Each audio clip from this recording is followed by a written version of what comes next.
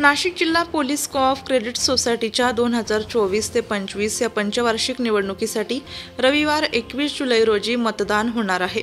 नाशिक शहर व नाशिक ग्रामीण हद्दीतील 4200 सभासद मतदान करणार आहेत। या नाशिक जिल्हा पोलीस को-ऑप क्रेडिट सोसायटीच्या पंचवार्षिक निवडणुकीसाठी सत्ताधारी संचालक मंडळाचा प्रगती पॅनल, परिवर्तन पॅनल यांच्यासह दक्षता पॅनल या निवडणूक रिंगणात उतरले आहेत।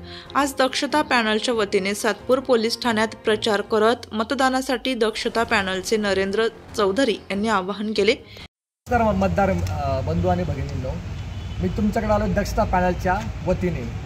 आपल्याकडे येणाऱ्या 21 तारखेला म्हणजे रविवारी मतदान होणार आहे।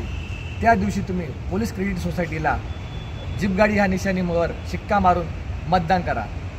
आज आमच्या सोसायटी जीप गाडीला तुम्ही का मतदान करायचे? मागच्या पॅनलच्या लोकांनीच म्हणजेच मान्य चेअरमन, सेक्रेटरी व संचालक मंडळाने आपल्या सोसायटीचा व्याजदर हा 8% वरून 11% वाढ केलेली आहे। त्याचबरोबर अनेक बेकायदेशीर कामे केले।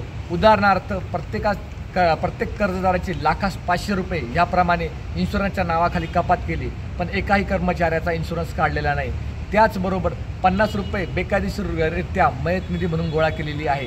ती सुद्धा आपल्याला आम्ही माहितीच्या अधिकारात जे कागदपत्र आहे ते दाखवलेले आहे। जर तुम्हाला आपल्या सोसायटीचं मध्ये होणारे हे बेकायदेशीर कामे थांबवायचे असतील आणि सोसायटीचा कारभार हा पारदर्शक आणि सर्वांच्या सोयीनुसार योग्य करायचा असेल तर तुम्ही फक्त जीप गाडी ह्या निशाणीवर येत्या रविवारी शिक्का मारून आम्हाला प्रचंड बहुमताने विजयी करा। धन्यवाद।